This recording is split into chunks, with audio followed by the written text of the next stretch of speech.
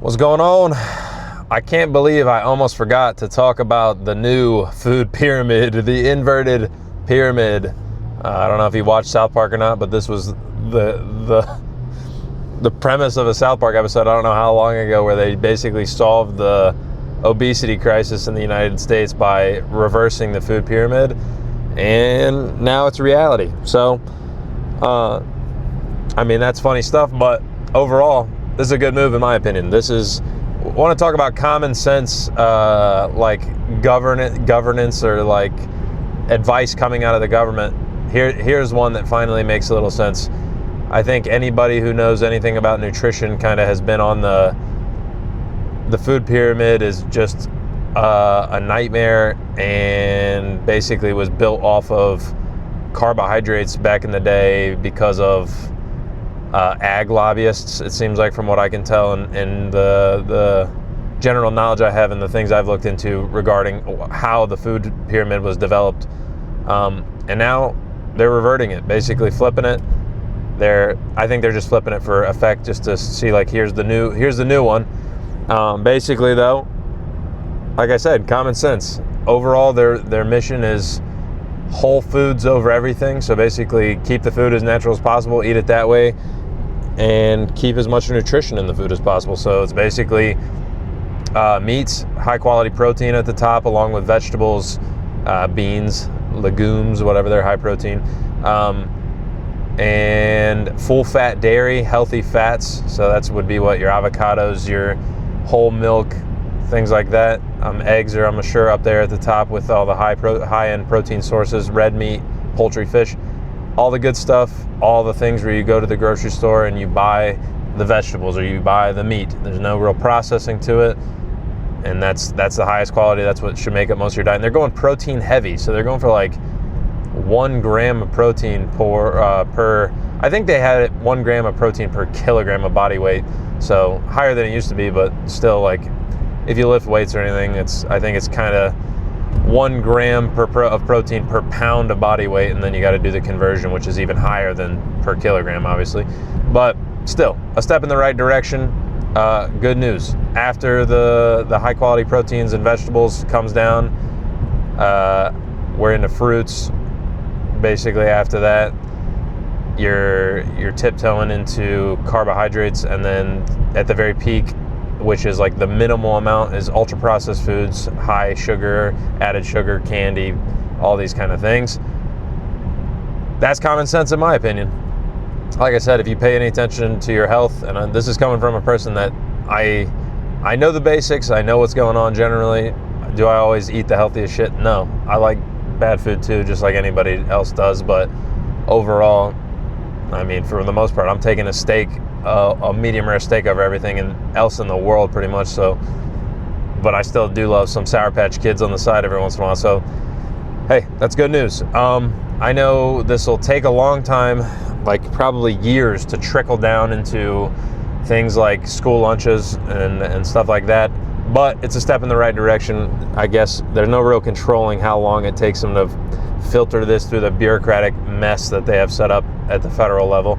But if in 2 or 3 years kids start getting some more protein in their lunches and less garbage food for lunch, less Go-Gurt for lunch, and less Uncrustables for lunch, like, hey, I'm a fan of a good peanut butter and jelly, but an Uncrustable isn't lunch for a high schooler. Like, that's not acceptable in my opinion.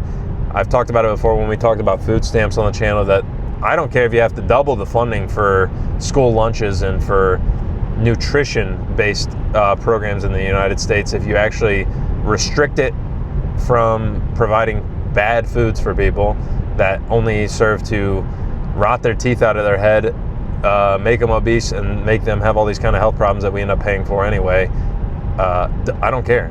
Run the budget up, as far as I'm concerned, in that regard. That's one place that I'm very much so like, government spending be damned. If you're going to pay for it anyway, you might as well just pay for the good food and get these, especially the kids that go to school and eat free lunch. I was one of them. Basically, you fall into the lower bracket of income, so you get a free lunch instead of having to pay for it.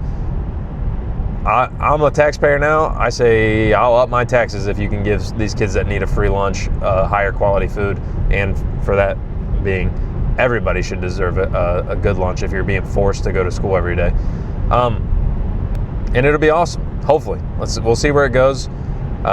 Especially, I'm really excited about that full fat dairy. I've been a whole milk person for life. I still drink whole milk to this day. I'll never stop, unless I get like super fat and lose my mind or something like that here in a little while. But barring any craziness happening, I'm on the whole milk train.